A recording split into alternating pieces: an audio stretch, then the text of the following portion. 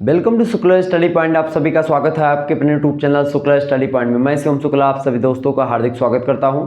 आज के वीडियो के माध्यम से हम लोग चर्चा करेंगे समाजशास्त्र के बारे में, समाजशास्त्र अर्थात सोशियोलॉजी के बारे में, जो कि BA second year 4th semester के छात्र छात्राओं के लिए बहुत उपयोगी होने वाला है वीडियो।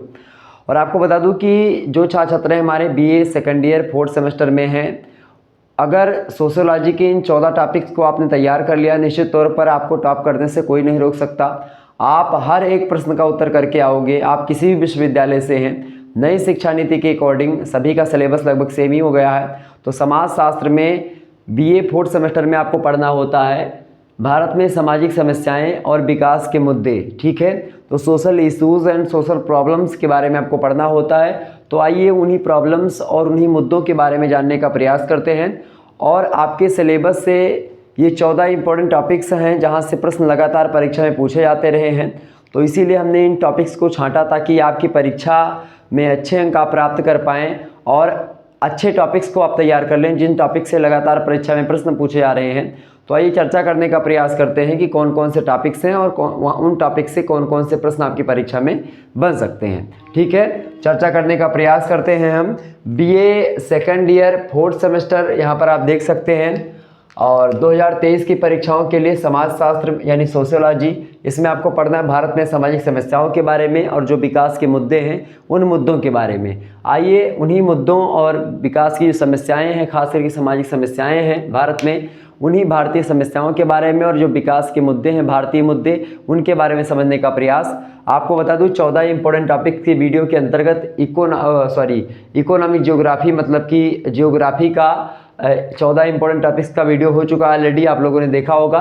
तो उसको भी आप देख लीजिए, जिनका ज्योग्राफी है वो वीडियो देख लीजिएगा, ऑलरेडी अवेलेबल है। बाकी हर एक सब्जेक्ट का 14 इंपॉर्टेंट टॉपिक्स की वीडियो आएगी। अगर आप इन टॉपिक्स को तैयार कर लेंगे, निश्चित तौर पर आपकी परीक्षा में यहीं से प्रश्न आने वाले हैं। ज़्यादा हम समय नहीं लेंगे, आपका चर्चा करने का प्रयास करते हैं। पहला जो टॉपिक है वो है अपराध को लेकर के। अपराध के बारे में हमको पढ़ लेना है कि अपराध होता क्या है, अपराध किसे कहते हैं। यानी सबसे पहले हमको जानना है अपराध के अर्थ के बारे में, उसके बाद में अपराध की परिभाषा के बारे में, फिर उसके बाद में हमको अपराध किन कारणों से लोग करते हैं और अपराध को कम कैसे किया जा सकता है, अर्थात अपराध जो समस्या है एक प्रकार से भारतीय समाज की, उस समस्या से कैसे निदान पाया जा सकता है, अर्थात जो अपराध रूपी समस्या है उस समस्या से निपटारा हम कैसे पा सकते हैं, उसको कैसे ख़त्म किया जा सकता है, इसके बारे में चर्चा करनी है। तो यहाँ से प्रश्न आपसे पूछता है कि अपराध किसे कहते हैं और अपराध के विभिन्न कारणों को समझाते हुए अपराध को खत्म करने के उपाय बताएं या अपराध को कम करने के उपाय बताएं। ऐसे कई प्रश्न पूछते हैं। अच्छा, अपराध की मैं अगर बात करूं तो अपराध यहाँ पर 2 श्रेणियों में आप देखते हैं। एक तो होता है कानूनी अपराध और एक होता है सामाजिक अपराध। 2 पहलू होते हैं अपराध के। एक तो कानूनी दृष्टिकोण से कोई कृत्य या कोई कर्म वो अपराध कहलाता है, या वो एक प्रकार से सामाजिक दृष्टिकोण से, सामाजिक और कानूनी 2 दृष्टियों से खास करके अपराध तय किया जाता है कि कौन सा कृत्य अपराध है, यानी कौन सा कर्म अपराध है और कौन सा अपराध नहीं है।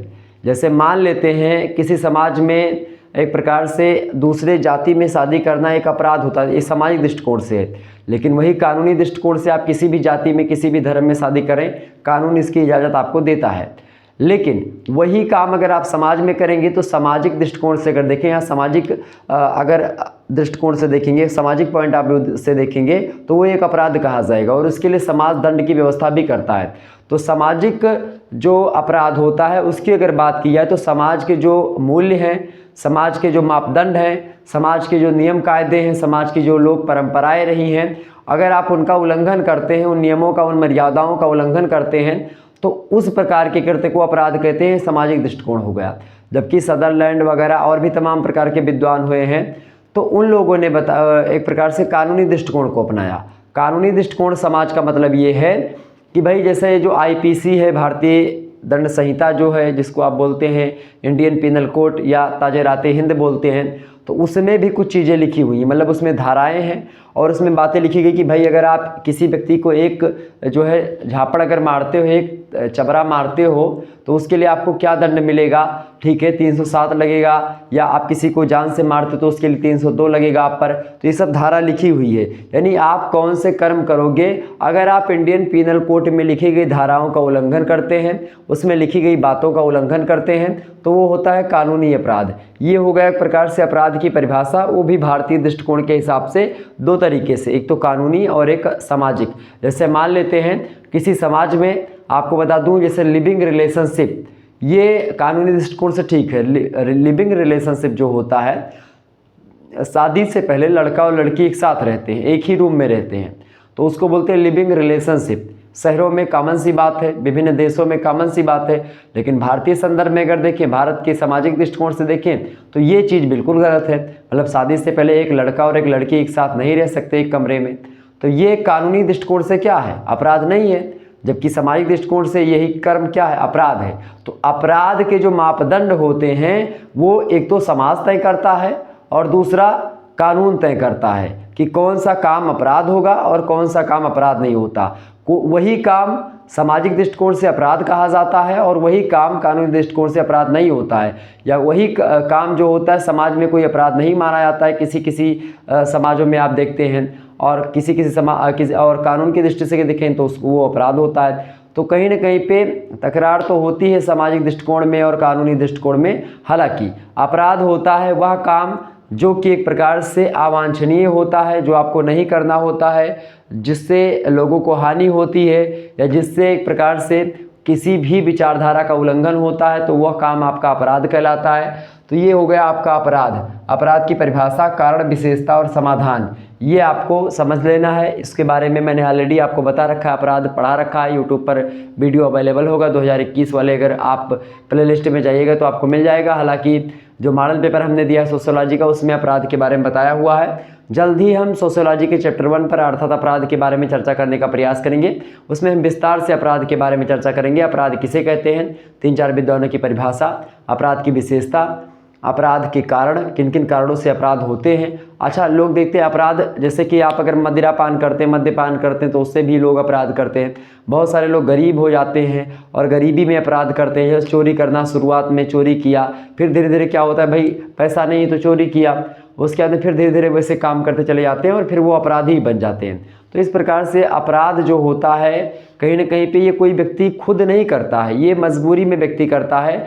लेकिन आजकल के जो अपराध हो रहे हैं, जो मॉडर्न अपराध हो रहे हैं, जैसे साइबर अपराध वगैरह हो गए, ये सब जानबूझ करके किया गया अपराध होता है। रुपया कमाने के लिए अपराध करते हैं बहुत सारे लोग, तो ये अपराध गलत बात है। बाकी कुछ लोग तो जानबूझ करके अपराध नहीं करते हैं, बस वो सिचुएशन ऐसी क्रिएट होती है कि वो अपराधी बन जाते हैं। हालांकि जो लोग पेशेवर अपराधी होते हैं उनके लिए एक प्रकार दंड का प्रावधान होता है। और भी अपराध कई, जैसे श्वेत व्यसन अपराध होता है, बड़े बड़े जो लोग होते हैं सफ़ेद कपड़ों में अपराध करते हैं, मतलब वो अपराध करते नहीं, वो अपराध करवाते हैं, पैसा दे करके लोगों से अपराध करवाते हैं, तो वो भी लोग हैं, तो उसको बोलते हैं सफ़ेद पोश अपराध या श्वेत व्यसन अपराध बोलते हैं। साइबर अपराध जो जैसे हैकिंग वगैरह जो होती है, इस प्रकार का अपराध साइबर अपराध कहलाता है। बाल अपराध जो होता है 18 साल से नीचे, अच्छा ये 18 साल का जो मापदंड है ये भारत में है, अन्य देशों में अलग अलग हो सकता है, किसी देश में 16 है, किसी में 18, किसी में 22, किसी में 24, किसी में 25। तो अलग अलग देशों में जो बाल अपराधियों की जो आयु की सीमा है वो अलग अलग है, ये बात थोड़ा सा ध्यान रखेंगे। तो ये हो गया आपका अपराध। दूसरा टॉपिक अपने को तैयार करना है हम लोगों को, बाल अपराध। अच्छा, बाल अपराध जो होता है वह जो होता है एक प्रकार से जब कोई बच्चा अपराध करता है, अनजाने में अपराध हो जाता है, तो उसको एक प्रकार से सुधार के लिए भेजा जाता है। कई प्रकार की इसकी व्यवस्था भी होती है।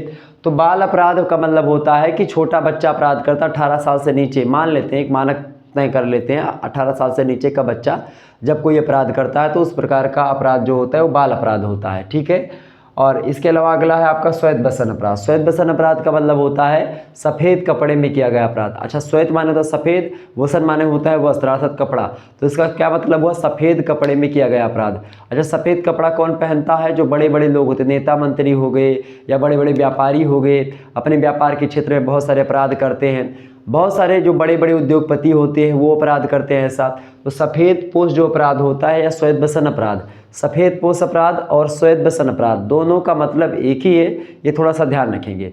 श्वेत व्यसन अपराध या सफ़ेदपोश अपराध की बात की जाए तो जो बड़े बड़े व्यवसायी होते हैं वो छोटे लोगों से एक प्रकार से पैसा दे करके किसी दूसरे से अपराध करवाते हैं, मतलब ये अपराध खुद करते नहीं हैं, अपराध करवाते हैं, ये होते हैं श्वेत व्यसन अपराधी। ओके, समझ में आ गई चीज़ें? तो आपके समझ में आ रही होंगी, बिल्कुल। चले, तो इस प्रकार से आप पूरे के पूरे टॉपिक्स के बारे में थोड़ा बहुत जानकारी पाते हुए आगे बढ़ेंगे।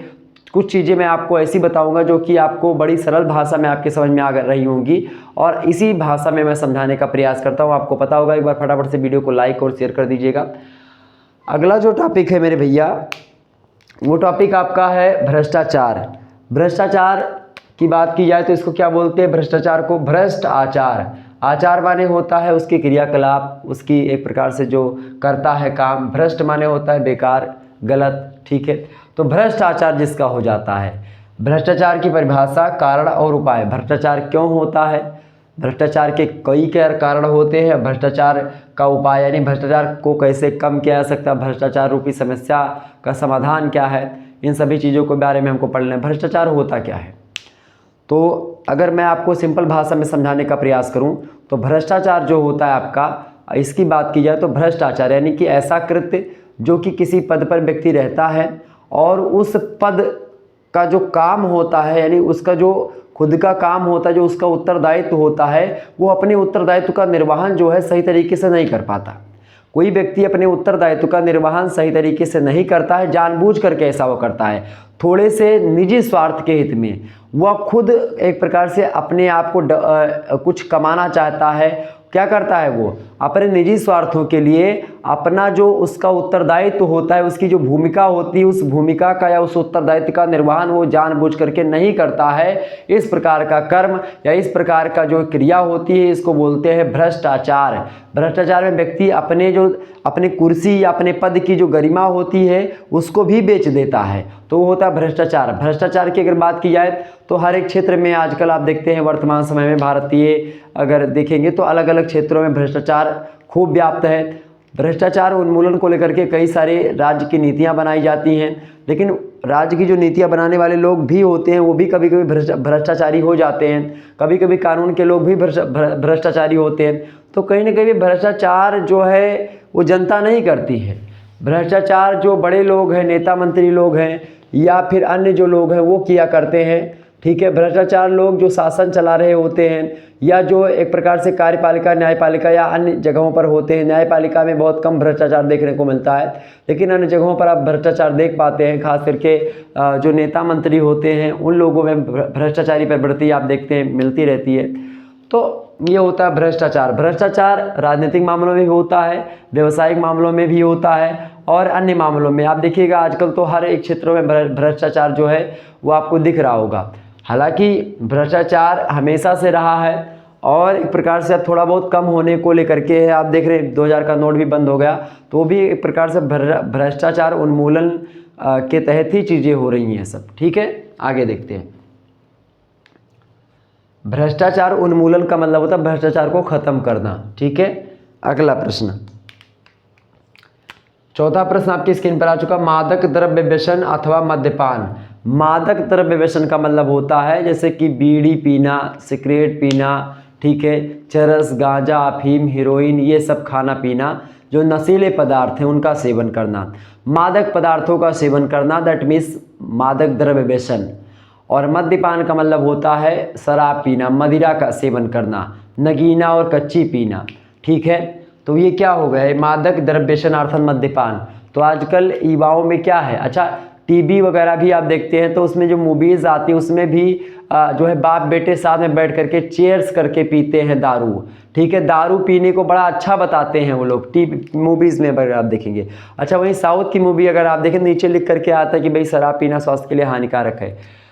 तो कहीं ना कहीं पे आप देखेंगे कि जो चीज़ें गलत हैं उस पर टिप्पणी नहीं होती है। शंकर भगवान पर दूध चढ़ा दो, उसको लेकर के मूवी बन जाती है कि भाई ये दूध चढ़ाना गलत बात है, ठीक है। लेकिन शराब जो पीते हैं उस पर मूवी नहीं बनी कि शराब पीना गलत बात है, इससे कितनी हानि होती है, इस पर कोई मूवी नहीं बनाता बॉलीवुड। तो एक प्रकार से समझने का प्रयास करेंगे। तो यहाँ पर रोक लगाने के लिए क्या बॉलीवुड के सितारों को आगे नहीं आना चाहिए कि केवल राजश्री और कमला पसंद का प्रचार करना चाहिए? बोलो जुबा केसरी और कमला पसंद दो पीढ़ियों का आजकल देख रहे हैं। सुनील गावस्कर से क्या नाम है उनका, मतलब बड़े बड़े जो खिलाड़ी हैं क्रिस गेल वगैरह भी सब प्रचार करने पर जुट गए हैं। आप टाटा IPL देख रहे होंगे, उसमें कई प्रकार के प्रचार आते हैं। ठीक है, अमिताभ बच्चन हो गए और क्या नाम है उनका, रणबीर सिंह, अजय देवगन, शाहरुख खान और सब अच्छा प्रचार करते हैं किसका, इलायची का।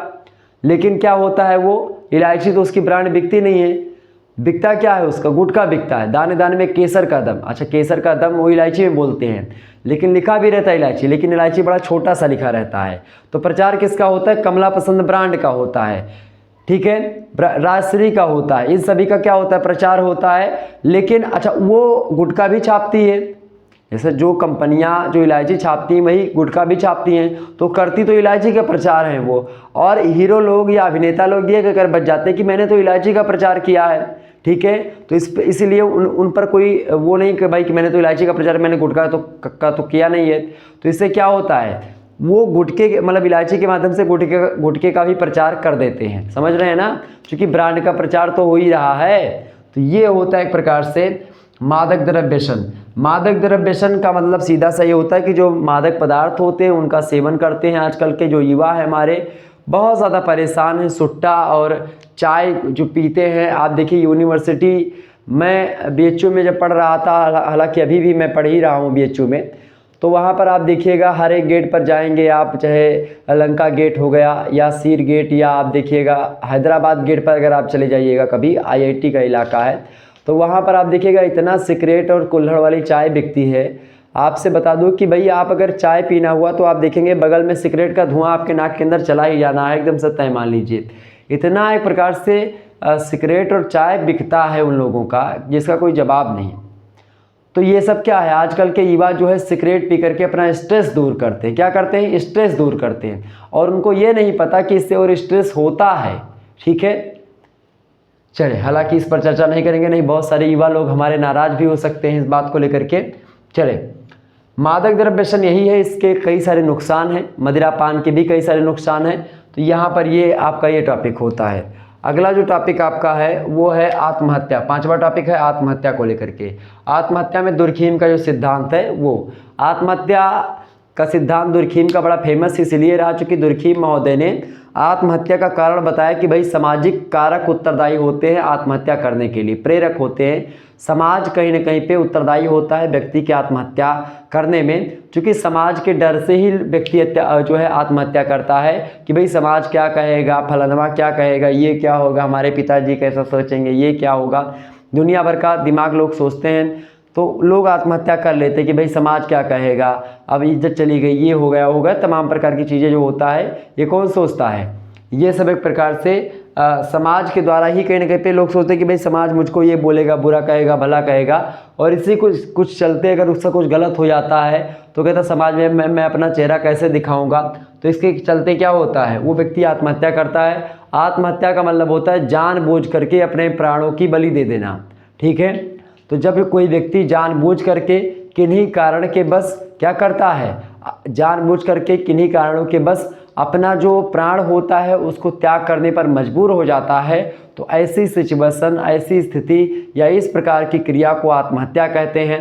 समझ में आ गई चीज़ें, आगे बढ़ने का प्रयास करते हैं। अगला प्रश्न, आत्महत्या किसे कहते हैं? सबसे पहला यह भी प्रश्न बन सकता है, आत्महत्या के कारण और आत्महत्या निवारण के उपाय। आगे देखिएगा, अगला टॉपिक जो आपको तैयार करना है वो है साइबर अपराध।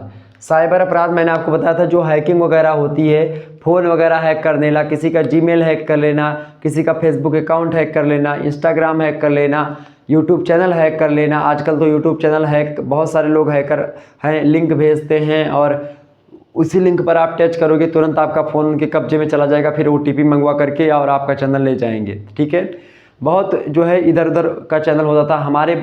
हमारे चैनल पर भी कई लोगों ने एक प्रकार से प्रयास किया, मतलब 2-3 बार प्रयास हुआ हमारे चैनल पर हैकिंग का, लेकिन क्या हुआ कि भगवान भोलेनाथ की कृपा बनी रही और एक प्रकार से चैनल का कुछ हुआ नहीं। और इसी प्रकार से बाबा भोलेनाथ की अगर कृपा बनी रहेगी तो कोई माई का लाल पैदा नहीं हुआ है जो एक प्रकार से चैनल को उड़ा ले जाएगा।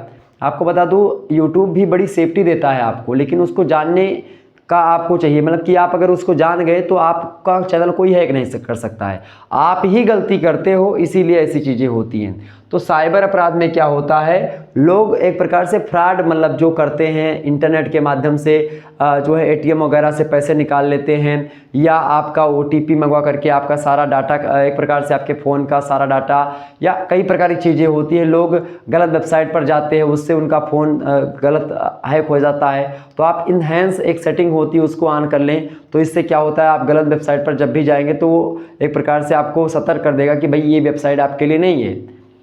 तो कहीं ना कहीं पे साइबर अपराध जो होता है वो आजकल बहुत ज़्यादा फेमस है, बहुत चल रहा है साइबर अपराध आजकल। साइबर अपराध जो है, जब हैकिंग वगैरह से लोग नहीं उबे तो एक टीम चलने लगी लड़कों और लड़कियों की, कि तमाम सारी लड़कियां होती हैं सुंदर सुंदर, वो क्या करती हैं, लड़कों के पास एसएमएस करती हैं, फेसबुक पर, इंस्टाग्राम पर फॉलो करती हैं, व्हाट्सएप पे, और एसएमएस करना प्रारंभ करेंगी, वीडियो कॉलिंग पे आपसे बात करना प्रारंभ कर देंगी।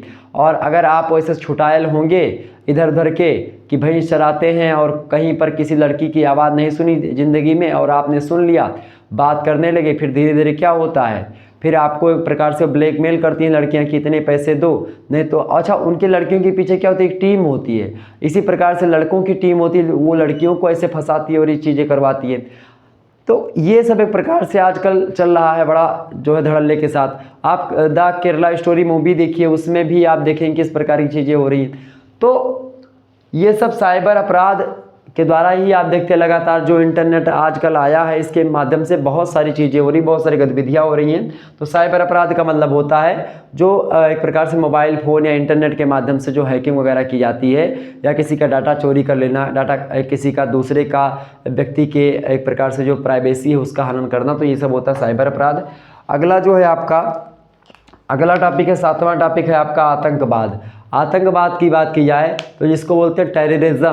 तो आतंकवाद जो होता है इसमें क्या होता है, अपने वर्चस्व की लड़ाई होती है। आतंकवाद जो होता है, एक देश जो होता है, कोई भी देश होता है, अच्छा ये कोई संगठन भी हो सकता है, कोई देश भी हो सकता है, जो अपने वर्चस्व को बढ़ाने के लिए ऐसे संगठनों को सहारा देता है। और इन संगठनों का काम क्या होता है कि सामने वाले देश को डरा धमका करके उसका मनोबल को तोड़ दिया जाए, ठीक है, ताकि दोबारा से कोई वो देश आक्रमण करे, या ऐसी सिचुएशंस हो, या कैदी कोई है अगर उसके जेल में बंद तो उसको छुड़ा लेते हैं, हाईजैक कर लेते हैं प्लेन वगैरह। तो आतंकवाद का सीधा सा मतलब होता है कि डरा धमका करके उस देश से अपने कामों को मनवाना, ठीक है। तो ये हो गया आतंकवाद। बाकी चर्चा करेंगे आतंकवाद के बारे में, परिभाषा के बारे में विद्वानों ने कौन कौन सी परिभाषा दी है। अगला जो टॉपिक आपका है वह है निर्धनता। निर्धनता की परिभाषा पढ़नी है, कारण पढ़ना और उपाय पढ़ना है। भारत में खास करके निर्धनता को ख़त्म करने के उपाय या भारत में निर्धनता के कारणों की विवेचना आपको करनी है। निर्धनता की अगर बात की जाए, निर्धनता वह स्थिति होती है जिस स्थिति में कोई व्यक्ति खुद का और अपने आश्रित लोगों का ध्यान नहीं रख पाता, उनके रोटी कपड़ा मकान की व्यवस्था नहीं कर पाता। ऐसी सिचुएशंस जब किसी व्यक्ति के पास होती है तो वह व्यक्ति गरीब है, यानी वह व्यक्ति निर्धन है। निर्धनता यही है कि भाई वह अपने और अपने आश्रितों का सही तरीके से देखभाल नहीं कर पाता है, सही तरीके से उनका पालन पोषण नहीं कर पाता है, तो वह व्यक्ति गरीब है, वह व्यक्ति निर्धन है। निर्धनता कई कारणों से होती है, इसके सामाजिक कारण भी है, राजनीतिक कारण भी है, ऐतिहासिक कारण भी होते हैं, भौगोलिक कारण भी होते हैं, और भी सांस्कृतिक कारक हैं, तमाम प्रकार के कारक होते हैं जिनके कारणों के परिणाम स्वरूप क्या होता है, निर्धनता बढ़ती जाती समाज में। और निर्धनता एक प्रकार से जब बढ़ती, निर्धनता के परिणाम स्वरूप अपराध भी बढ़ता है। और जो व्यक्ति निर्धन होता है बहुत ज़्यादा, वो एक प्रकार से मद्यपान और मादक द्रव्य व्यसन भी करता है। अच्छा, जो गरीब व्यक्ति होते हैं वो कच्ची और नगीना पीते हैं, जो गांव वगैरह में महुआ गार करके दारू बनाई जाती है। हमारे यहाँ पे एक गांव से उत्तर दिशा में एक बनाता था महुआ वगैरह लटका करके, एक एक बूंद चूती थी दारू। हम जब अपने खेत जाते थे तो देखते थे कि वो भाई दारू जब बनाता था तो बड़ा टाइम लगता है दारू बनाने में, जो महुआ बनती थी। अब महुआ दारू और कच्ची नगीना ये सब दारू, मतलब देसी दारू जिसको कहते हैं, तो वो होती हैं। तो वो एक सब एक प्रकार से व्यक्ति निर्धन व्यक्ति ही पीता। 10 रुपये में पा गए एक पौवा आधा लीटर, तो उसको चढ़ा करके, तो बहुत बदबू करती है, बहुत ज़्यादा नशा भी करती है, तो लोग गाली वाली देते हैं उसको पीने के बाद में। तो निर्धनता के द्वारा ही ये सारी चीज़ें बढ़ती है। निर्धनता, जो निर्धन व्यक्ति है, टेंशन में है, बच्चा कह रहा है कि हमको शर्ट चाहिए पिताजी, और उसके लिए शर्ट नहीं खरीद पा रहा है, परेशान होता है, तो उसी परेशानी को ख़त्म करने के लिए वो अपने माइंड को अलग करने के लिए दारू वगैरह पीता है, सिगरेट पीता है या और भी चीज़ें करता है। ठीक है, तो ये सब, तो हालांकि जो पीता है वो गलत बात है, बिल्कुल गलत बात है, क्योंकि उससे कुछ कम नहीं होता है। थोड़े समय के लिए आप ज़रूर भूल जाते हैं, लेकिन फिर बाद में जैसे ही उसका नशा उतरता है फिर आपको वही याददाश्त, वही चीज़ें, वही सब चीज़ें याद आती है। ठीक है, तो यहाँ पर निर्धनता ये होती है। ठीक है, आगे बढ़ते और भी चीज़ों को जानेंगे। अच्छा, निर्धनता अपने देश में इसीलिए बड़ी भारत में क्योंकि अंग्रेज लोगों ने भी बहुत लूटा। डच आए, अंग्रेज आए, फ्रेंच आए, ठीक है, स्पेनिश आए और भी तमाम सारे लोग आए। मुग़ल तो रहे ही यहाँ पर, और आप देखते हैं कि मुग़ल से पहले दिल्ली सल्तनत में आप देखते हैं मोहम्मद गजनबी से लेकर के मोहम्मद गौरी हो गया, सभी लोग भारत में आए। दिल्ली सल्तनत रही, यहाँ पर शासन किया दिल्ली सल्तनत के बहुत सारे राजा उन्होंने, तुगलक वंश, लोधी वंश, सैयद वंश, इब्राहिम और एक प्रकार से और भी तमाम सारे वंश थे। और इसके बाद मुग़ल वंश चला, फिर अंग्रेज लोग आए, सभी लोगों ने लूटा ही भारत को। और फिर भी भारत एक प्रकार से आज आप देख रहे हैं किस स्तर पर बढ़ रहा है। मोदी जी जो है ऑस्ट्रेलिया गए थे, आप देखते किस तरीके से उन्होंने, ऑस्ट्रेलिया के पीएम ने उनको क्या बोला, बॉस बोला। तो सोचे कितनी इज्जत हो रही मोदी जी की विदेशों में। आगे बढ़ते हैं। हालांकि तो ये निर्धनता है। निर्धनता की परिभाषा अपने को पढ़ना है, कारण पढ़ना और उपाय पढ़ना है उसका, मतलब निर्धनता को कैसे हम खत्म कर सकते हैं। अगला प्रश्न है, आप देखिएगा। अच्छा, निर्धनता के होने से क्या होता है, बेरोजगारी दर भी बढ़ती है। निर्धन व्यक्ति बेकार होता है, बेरोजगार होता है। ठीक है, अगला जो आपका टॉपिक है वो है दहेज। दहेज जो है एक प्रकार से इसको बोलते हैं ड्योरी। ठीक है, तो दहेज जो होता है, दहेज का मतलब होता है वह राशि जो वर पक्ष या कन्या पक्ष जो होता है एक दूसरे को देते हैं। हालांकि ये तो एक प्रकार से किताबी भाषा है, लेकिन वास्तव में जो कन्या के पिताजी के द्वारा या कन्या के भाई बंधुओं के द्वारा वर के लोगों को या वर पक्ष को या वर के पिता को, वर के भाई को या वर के जो मुखिया होते हैं उनको या वर को एक प्रकार से कुछ रुपए पैसे दिए जाते हैं। विवाह के पहले ही तय हो जाता है कि भाई कितना रुपया, एक ठू जो है हीरो होंडा स्प्लेंडर और 1,51,000 रुपया नगद, इस प्रकार से लोग मांगते हैं गांव वगैरह में आप देखते हैं। तो वो होता है दहेज। दहेज आपको मैं बता दूं कि दहेज बहुत सारे लोग मांगते हैं, वैसे दहेज आपको मांगना नहीं चाहिए। जो व्यक्ति स्वेच्छा से कुछ चीज़ें दे रहा है आप उसको ले लीजिए, एक्सेप्ट कर लीजिए। ठीक है, दहेज वैसे मांगना बिल्कुल भी नहीं चाहिए, क्योंकि आप भी, आपके पास भी बहन बेटी होगी, आप भी किसी दूसरे के द्वार पर जाएंगे, तो मांगना उचित नहीं है। लेकिन आजकल हो क्या गया है समाज में, ये आप लिख भी सकते हैं परीक्षा में अगर प्रश्न पूछा जाए, तो समाज में हो ये गया है कि बगलिया अगर फलाने हैं कोनो, मान लेते हैं आपके बगल कोई रामू नाम का व्यक्ति है, उसका लड़का है और उसके लड़के के शादी में क्या हुआ है, थोड़ा पैर में दिक्कत है, लड़के के शादी में मान लेते हैं उसके 2 लाख रुपया दहेज मिला, तो 1 महीना या 10 दिन तक का बात जो है अगल बगल के गांव तक फैले, तो मान लेते हैं आपके यहाँ पर शादी ठनेगी, तो आप सोचेंगे अरे फलाने 2 लाख पाए नहीं तो हम उनसे पातर हैं, हम वो 2 लाख रुपया ले दहेज। तो बहुत सारे लोग दहेज को सामाजिक प्रतिष्ठा मानते हैं। 2 लाख रुपया खातिर एक प्रकार से अपन ईमान धर्म सब बेच देते हैं, लड़ाई झगड़ा करते हैं कि यहाँ 2 लाख हमें चाहिए, एकदम से चाहिए। तो इस प्रकार से होता है ये चीज़ें। ठीक है, समझ रहे हैं ना, यानी सामाजिक प्रतिष्ठा लोग समझने लगे हैं दहेज। अगर आपको 4 चक्का मिल गया इसका मतलब आप बहुत बड़े अमीर व्यक्ति हैं, बहुत प्रतिष्ठित हैं, बहुत रईस हैं, लेकिन ये नहीं सोच रहे हैं कि आप उस पर निर्भर हैं, अपने आप की कीमत लगा रहे हो 4 चक्का से। क्या मनुष्य के, मैं कह रहा हूँ कि 2 नेत्रों को अगर बेच दिया जाए तो पता नहीं कितने 4 चक्के आ जाएंगे, समझ रहे हैं ना। तो कहीं ना कहीं पे सामाजिक प्रतिष्ठा एक प्रकार से दहेज से आजकल आके जाने लगी है, और यही कारण है कि दहेज प्रथा समाप्त होने का नाम नहीं ले रही है। आजकल के युवा जिनको आगे बढ़ करके दहेज को ख़त्म करना चाहिए, वही युवा सामाजिक प्रतिष्ठा मान रहे हैं दहेज को, और इसीलिए आज दहेज नामक जो समस्या है उससे हम निदान नहीं पा रहे हैं। और इसको पाने के लिए सबसे पहला काम होगा, हमारी जो बच्चियां हैं, हमारी जो लड़कियां हैं, वो शिक्षित होनी चाहिए। जब लड़कियां पढ़ लिख लेंगी तो फिर एक प्रकार से उनको दहेज देने की कोई आवश्यकता नहीं पड़ेगी। जिसकी गर्ज कहेगी वो जाकर के शादी करेगा, और शादी होगी धूमधाम से होगी, बिना एक पैसे लेने के बाद में। चूँकि जब लड़कियाँ खुद डेवलप होंगी तो दहेज उनको देने की कोई ज़रूरत नहीं है। आजकल क्या है, सरकारी नौकरी लाग गए तो जान लो 4 चक्का तार फिक्स है, चाहे आप 20,000 रुपये महीना कमाओ। सिपाहीन का नौकरी एक ठू मिल गए तो जान लो कि तोहार जोन है 4 चक्का फिक्स है, मतलब सरकारी नौकरी मिल गई। तो और लड़की चाहे इस लड़की पढ़ी है वो मैटर नहीं करता है, लड़की नौकरी कर रही है या नहीं कर रही है नहीं लोग देखते हैं, लेकिन लड़का नौकरी करने वाला चाहिए,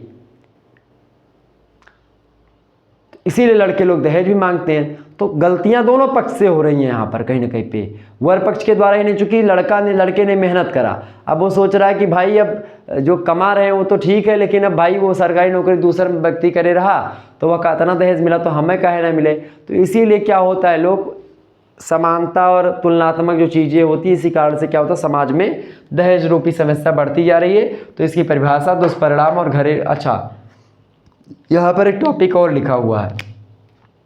अच्छा, दहेज का दुष्परिणाम जो मैंने अभी भी आपको बताया, वो घरेलू हिंसा की अगर बात की जाए, घरेलू हिंसा मतलब होता है जब क्या होता है, कभी कभी शादी हो जाती है, दहेज कम देते हैं उसके पिताजी लड़की के, और लड़की घर आती है, पति उसका दारू पीता है मान लेते हैं या नहीं भी पीता है, तो अगर उसको पत्नी को मारता पीटता है, उसको दबा धमका करके अपने घर में रहता है, उसकी सास और बहू सब एक प्रकार, मतलब कि सास पिता पुत्र सब एक प्रकार से उस लड़की को एक प्रकार से हमेशा दाब करके रखते हैं, मारते हैं, तो उसको बोलते हैं घरेलू हिंसा।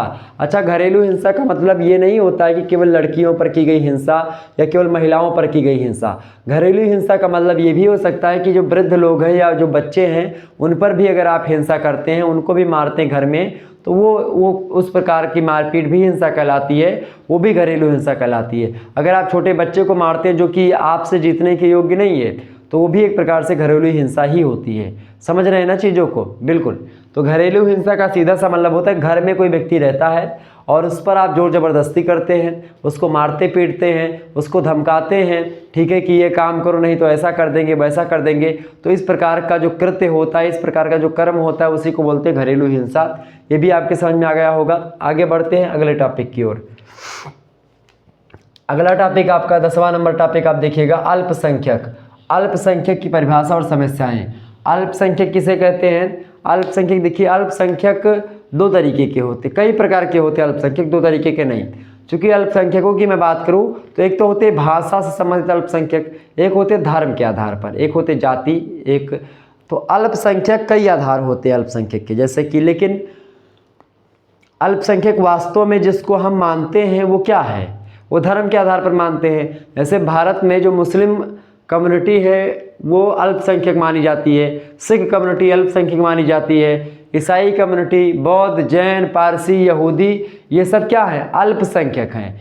हिंदू कम्युनिटी जो है ये बहुसंख्यक है, क्योंकि हिंदुओं की संख्या भारत में ज़्यादा है और अन्य समुदायों की जनसंख्या क्या है? कम है।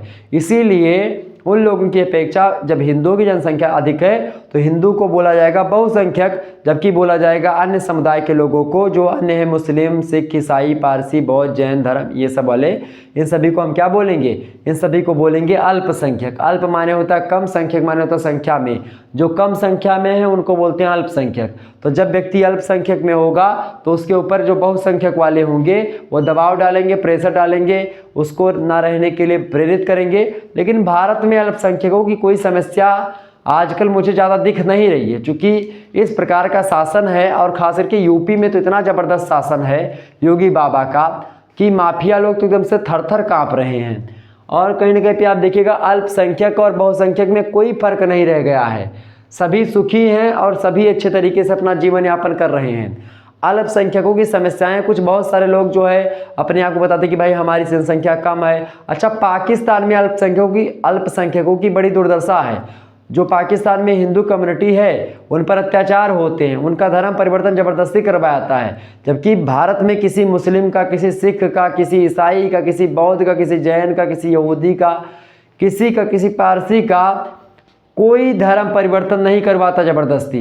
स्वेच्छा से अगर कोई व्यक्ति चाहे तो अपना धर्म स्वीकार कर सकता है, स्वेच्छा से चाहे तो अपना धर्म छोड़ भी सकता है, कोई बाउंडेशन नहीं है, कोई रोक टोक नहीं है।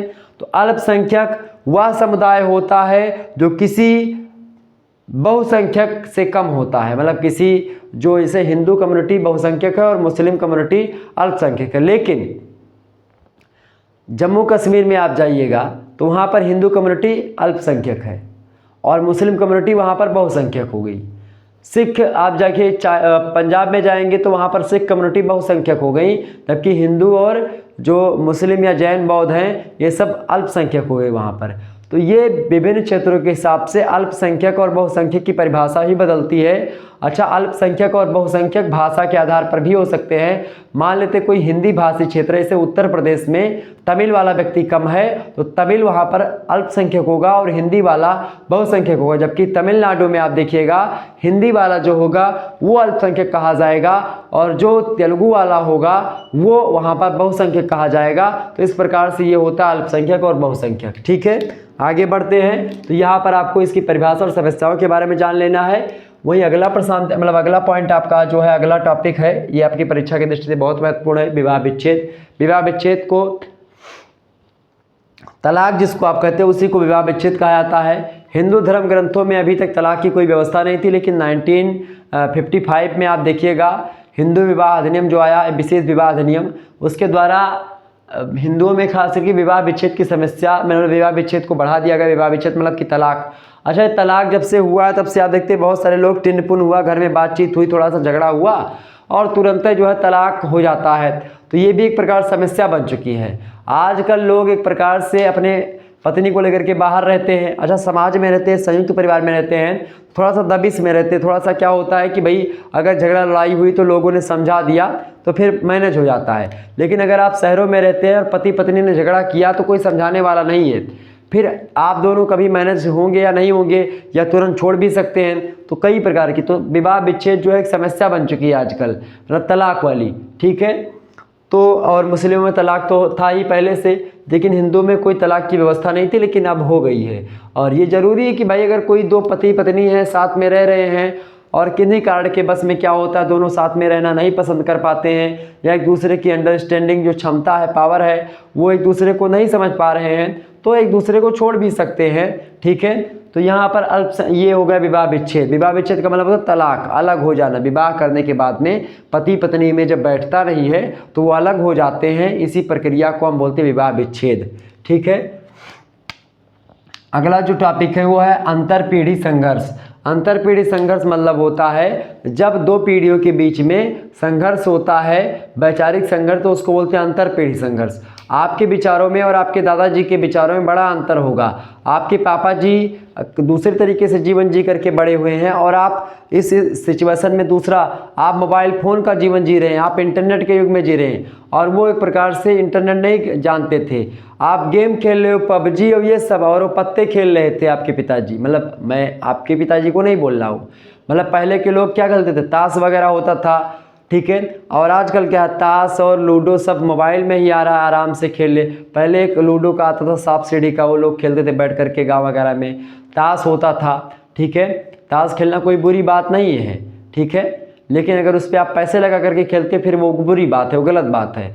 तो जुआ नहीं खेलना चाहिए, ताश आप खेल सकते, कोई इसमें बुराई नहीं है। ठीक है, तो अंतर पीढ़ी संघर्ष जो होता है, पहले की जो पीढ़ी है, आपकी पहले की पीढ़ी और आपकी पीढ़ी, इसके बीच में जब वैचारिक संघर्ष होता है किसी मुद्दे को लेकर के, तो वो होता है अंतर पीढ़ी संघर्ष। अंतः पीढ़ी संघर्ष का मतलब होता है, अंतः पीढ़ी संघर्ष और अंतर पीढ़ी संघर्ष दोनों में बहुत अंतर है।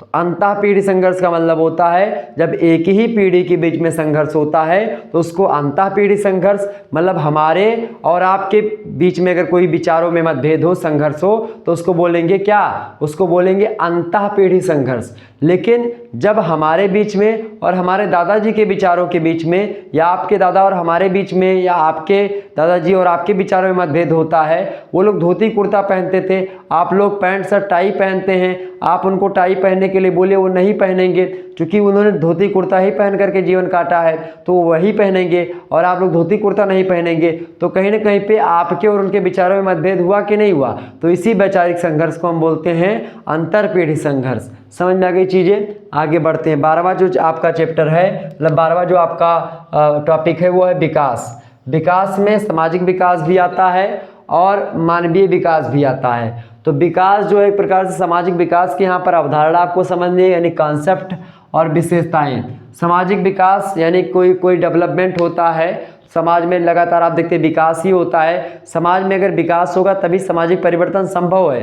तो समाज में विकास के द्वारा क्या होता है, सामाजिक परिवर्तन होता है। और जब समाज में विकास होता है तो एक क्रिया और होती है, क्या होती है भाई, विस्थापन होता है। विस्थापन क्या, जैसे मान लेते हैं कोई बांध बना कोई बांध बनाया गया तो वहाँ पर क्या होता है, जल भराव की समस्या उत्पन्न हो गई, तो वहाँ से जो लोग रहते हैं वहाँ के एरिया में, उनको उनका घर द्वार सब डूब जाता है, तो उनको अलग कहीं पर मुआवजा दे करके अलग स्थानांतरित किया जाता है। तो इसी क्रिया को बोलते हैं विस्थापन। विस्थापन माने कि कहीं एक स्थान पर कोई व्यक्ति रह रहा है और उस व्यक्ति के लिए इस प्रकार की सिचुएशन क्रिएट हो जाना, या इस प्रकार की सिचुएशंस आ जाती है कि वह अपने घर बार को छोड़ करके अलग जा करके बसने पर मजबूर हो जाता है।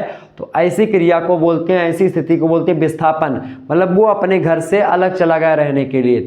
ठीक, तो हो गया विस्थापन। विस्थापन का कारण क्या है, विकास है। ठीक है, और विकास के परिणाम स्वरूप एक और टॉपिक तैयार होता है यहीं से, पारिस्थितिकी अपकर्ष। मतलब जब विकास होता है, डेवलपमेंट होता है, चाहे रोड बन रही है, चाहे रेल मार्ग बन रहा है, और चाहे नहर बन रही है, या एक प्रकार से कोई बांध बन रहा है, तो इससे क्या होता है, जंगल की बहुत हानि होती है, पर्यावरण की बहुत हानि होती है। और जब पर्यावरण की हानि होती है तो उसी को बोलते हैं पर्यावरणीय अपकर्ष।